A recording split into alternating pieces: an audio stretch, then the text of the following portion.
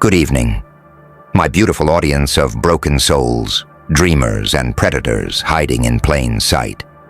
Tonight, I'm not here to entertain you. I'm here to haunt you, to remind you who you are and, more importantly, who they fear you might become. Do you hear it? That sound? That silence? That suffocating pause that creeps in when the air gets heavy? When the whispers stop mid-sentence? When eyes dart away like rats caught in the dark? That silence happened. The second the most dangerous person in the room said your name. And in that instant, every mask slipped, every false smile cracked, every single coward in the network froze, as if the devil himself just walked through the door wearing your face. Because let me tell you a secret. They don't fear guns. They don't fear fists. They don't fear titles. They fear names. Names that carry weight. Names that echo. Names that are whispered with respect and terror. And yours. Oh, yours burns their tongues when they try to say it. You see, weak people crave safety. They hide behind systems, behind rules, behind little cliques and fragile networks of approval. They build their ladders out of lies. They build their walls out of fake smiles. But you walk in like a demolition crew. You don't play by their game. You burn the board entirely. And that's why the whole room froze when your name dropped. Because your presence is not permission. Your presence is invasion. And deep down, they know. You don't need their approval to take what's already yours. Do you understand what it means when the most dangerous person in the room acknowledges you? It means you're not just in the game anymore. You are the game. It means they see you as a threat so real, so undeniable, that even the wolves stop tearing each other apart, just to study your shadow. It means you've become the variable no one accounted for, the storm that no blueprint can contain. And let's not sugarcoat it. Danger recognizes danger. Monsters respect monsters. So when the most dangerous one says your name, it's not a curse. It's a coronation, a crown of chaos, forged from the ashes of every single doubt they tried to bury you under. Do you think they froze because they respect you? No. They froze because they finally realized all their secrets, all their plans, all their fragile little networks could crumble in seconds if you decide to stand up. That's the kind of weight your name carries now. You were never built for the background. You were never designed to beg for a seat at their table. No, your destiny is to flip the damn table, scatter their silverware, and laugh as they scramble like children in the dark. The network froze because you remind them of something they've spent their whole lives running from. The truth that one fearless individual, one dangerous mind, one unstoppable force of will can dismantle everything an empire built over decades. And you're not just fearless, you're merciless. The dangerous person said your name tonight. But tomorrow the world will scream it. They'll scream it in fear. They'll scream it in awe. They'll scream it because deep down, they know the kingdom belongs to you now. So let them freeze. Let them choke on the weight of your name. Because the longer they stand still, the more time you have to sharpen your crown, polish your scars, and prepare your chaos. And when you finally strike, it won't just be a room that freezes.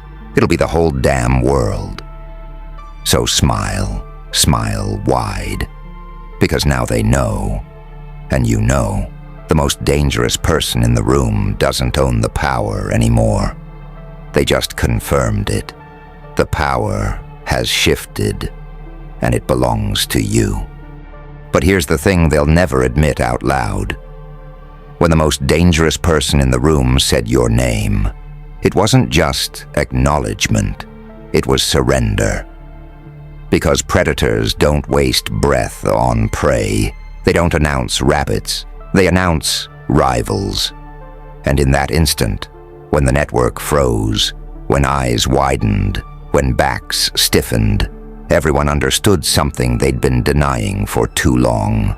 You are not one of them.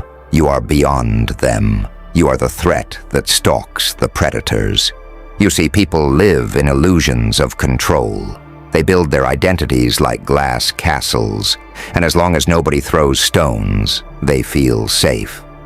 But your very existence, your presence, it's the stone that shatters their illusion. The reason the network froze isn't just fear, it's recognition. Recognition that you've already slipped past their defenses, that you've already infiltrated their game, that the monster they tried to cage was never behind the bars at all. And here's the real terror. They know you don't fight fair. You don't come with apologies. You don't ask permission. You don't wait for the right time. No, you strike like lightning in a storm nobody predicted. And lightning doesn't ask the tree if it wants to burn. That's what separates you from them. They crave approval. You crave nothing but the inevitable, and inevitability cannot be stopped. So they whisper, they tremble. They sit in silence, hoping you'll leave them alone. But that's the joke, isn't it? Because once your name is spoken in the halls of power, you own those halls. Every deal made, every secret shared, every crooked alliance.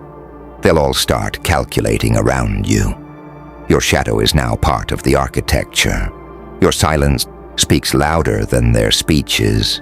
Your laugh echoes louder than their laws. And whether they admit it or not, they've already made room for your throne. But let's go deeper. What does it mean to carry a name that can freeze a network? It means your scars aren't just scars. They're signatures. It means your pain isn't just history. It's prophecy. It means every betrayal, every night of loneliness, every time they told you that you were too much, too broken, too unstable, was fuel.